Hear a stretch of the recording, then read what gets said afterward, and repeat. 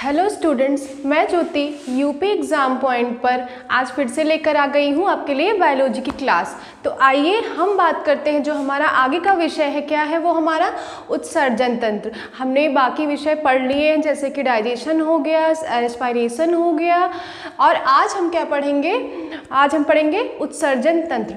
अब उत्सर्जन क्या होता है पहले हमें ये समझना होगा। उत्सर्जन क्या होता है, जो भी जटिल क्रियाओं द्वारा पदार्थ हमारे शरीर में बने होते हैं उनमें पोषक तत्वों के अलावा जो कुछ हानिकारक पदार्थ भी हमारे शरीर के अंदर रहते हैं, तो उन्हें शरीर से बाहर निकालने के लिए जो प्रक्रिया होती है उसे क्या कहते हैं, उत्सर्जन कहते हैं। क्या कहते हैं, उत्सर्जन कहते हैं। और इस प्रक्रिया में जो सहायक होते हैं, जो अंग सहायता करते हैं, उन्हें हम क्या कहते हैं, उत्सर्जन तंत्र कहते हैं। क्या कहते हैं, उत्सर्जन तंत्र कहते हैं। तो आइए इसको लिख कर देखते हैं कि है क्या, ये इसकी परिभाषा देखते हैं।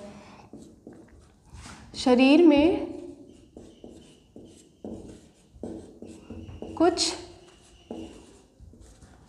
उपापचयी क्रियाओं द्वारा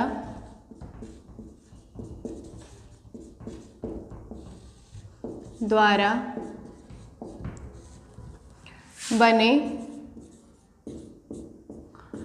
अपशिष्ट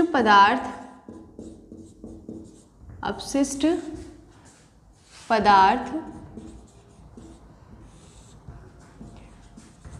रह जाते हैं, उन्हें शरीर से बाहर निकालना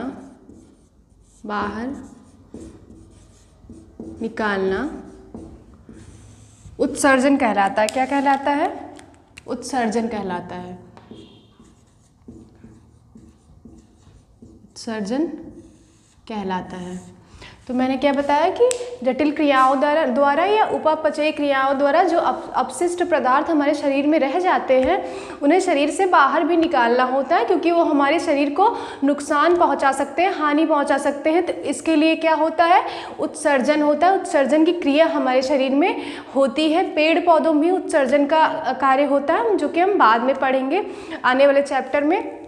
तो अब इस क्रिया में सहायता करने वाले जो भी आपके शरीर में तंत्र मौजूद है, आगे हम देखेंगे अभी, उसे क्या कहते हैं, जिस सहायता से उत्सर्जन का कार्य होता है उसे क्या कहते हैं, उत्सर्जन तंत्र कहते हैं। क्या कहते हैं, उत्सर्जन तंत्र कहते हैं। आइए कुछ पॉइंट्स हम देखते हैं। कार्बनिक पदार्थों के ऑक्सीकरण से प्रायः CO2 निश्वसन द्वारा बाहर निकल जाता है। अब CO2 क्या होता है, वो हमारे लिए क्या कहते हैं, एक हानिकारक पदार्थ की तरह होता है, जो क्या करता है, अकार्बनिक या फिर ऑक्सीकरण के द्वारा जब अकार्बनिक पदार्थों का ऑक्सीकरण होता है तो उसके द्वारा निश्वसन की क्रिया होती है। आगे आने वाले चैप्टर में उसको भी हम पढ़ेंगे कि उस क्रिया के द्वारा CO2 जो है हमारे शरीर से बाहर हो जाता है, जो कि रेस्पिरेशन में थोड़ा बहुत हमने पढ़ा था उसको। तो ये क्या है, ये एक उत्सर्जी पदार्थ हो गया। और अधिकतम नाइट्रोजनस वेस्ट, यानी कि जो नाइट्रोजन युक्त होता है वही ज़्यादातर जो मानव होते हैं उनमें कौन सा वेस्ट होता है, नाइट्रोजनस वेस्ट होता है, या अपशिष्ट इसको हम बोल सकते हैं। जैसे कि अमोनिया हो गया, यूरिक एसिड हो गया और यूरिया हो गया। और जो ह्यूमन होती है यानी कि मानव जो होते हैं, मानव किस प्रकार के उत्सर्जन करते हैं, ये यूरियोटेलिक होते हैं। क्या होते हैं, यूरियोटेलिक होते हैं। यूरियोटेलिक होते हैं, मानो क्या होते हैं, यूरियोटेलिक, क्योंकि ये यूरिया के रूप में उत्सर्जन करते हैं। ठीक है, तो आइए हम देखते हैं कि इसमें कौन कौन से अंग सहायक होते हैं। जैसे कि यहाँ पर हमने वृक्क बनाया हुआ है, किडनी बनाई हुई है। तो क्या हो गया, सबसे जो इसका प्रमुख कार्य किसका होता है, हमारे उत्सर्जन में किडनी का होता है। किसका होता है, किडनी का होता है। तो आइए हम पढ़ते हैं किडनी के बारे में। किडनी यानी कि वृक्क हिंदी में। तो हमारे शरीर के अंदर दो किडनी पाई जाती है। कितनी किडनियाँ पाई जाती हैं, दो किडनी पाई जाती है। एक हो गई दाएं किडनी यानी कि दायां वृक्क, एक हो गया बायां वृक्क। तो 2 किडनियाँ जो होती हैं ये दोनों मिलकर क्या करती हैं, उत्सर्जन का कार्य करती हैं। इसी के ऊपर जस्ट आप देखेंगे तो इसमें क्या है, एक ग्रंथि पाई जाती है जिसे क्या कहते हैं, अधिवृक्क ग्रंथि कहते हैं। क्या कहते हैं, अधिवृक्क ग्रंथि कहते हैं। तो कितनी किडनी पाई जाती है हमारे शरीर में, 2 प्रकार की। एक हो गई दाएं किडनी, दायां वृक्क, और दूसरा हो गया बायां वृक्क, बायां वृक्क। अब दाएं और बाएं में कुछ खासियत भी होती है, कुछ विशेषता भी होती है। तो क्या होता है, ये जो बायां वाला वृक्क होता है ये थोड़ा सा नीचे की ओर झुका रहता है। आप देख सकते हैं ये दायां वाला जो है ये थोड़ा सा ऊपर उठा हुआ है, और ये बायां वाला जो वृक्क है वो थोड़ा सा नीचे की तरफ होता है इसकी अपेक्षा। आप देख सकते हैं इसमें। तो इसकी विशेषता होती है कि ये थोड़ा सा नीचे झुका हुआ होता है, झुका होता है। ठीक है। किडनी हमारी जो होती है यहाँ जैसे कि सेम के बीच के होते हैं उसी के आकार में यह पाई जाती है। किसके आकार में पाई जाती है, या फिर बीन शेप कहते हैं। सेम के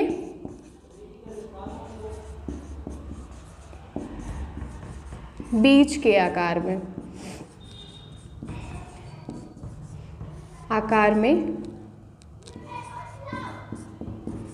होती है। और एक हो गया सेम के बीच के आकार में होती है। दूसरा हो गया जो हमारी ये किडनी होती है इसके अंदर बहुत सारे नेफ्रॉन्स पाए जाते हैं, या फिर कह सकते हैं नलिकाएं पाई जाती हैं। क्या पाई जाती हैं, बहुत सारी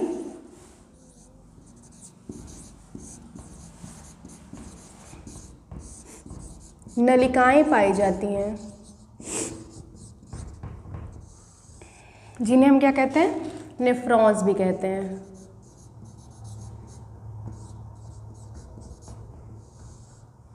नलिकाएं पाई जाती हैं।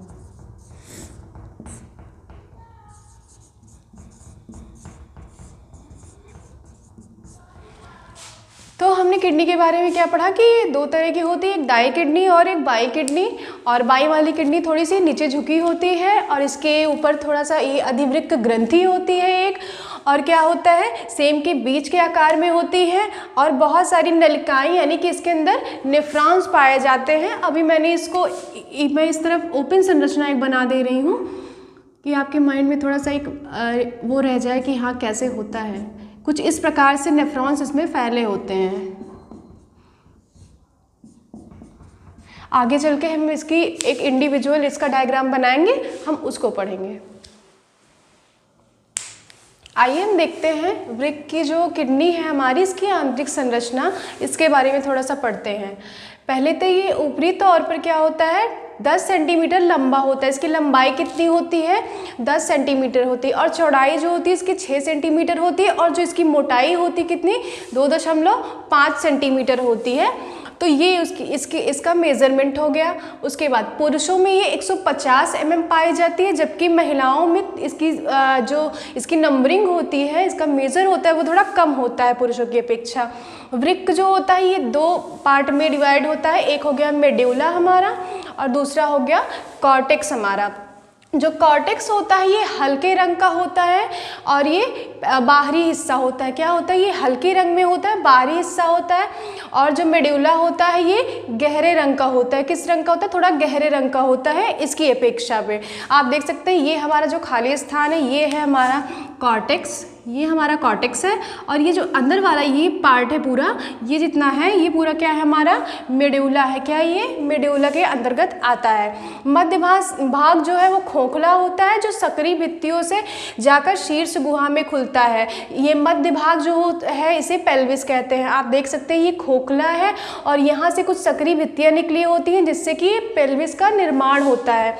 और शोणी से मूत्र वाहिनी निकलती है। आप देख सकते हैं यहाँ से जो है हमारी जो ये किडनी से शोणी से, यहीं पर एक शोणी होती है, यहीं से क्या होती है हमारी मूत्र वाहिनी निकलती है। इसी में जो है इसको हाइलम भी बोलते हैं, वृक्कीय नाभि बोलते हैं। क्या बोलते हैं इसे, वृक्कीय नाभि बोलते हैं इसे।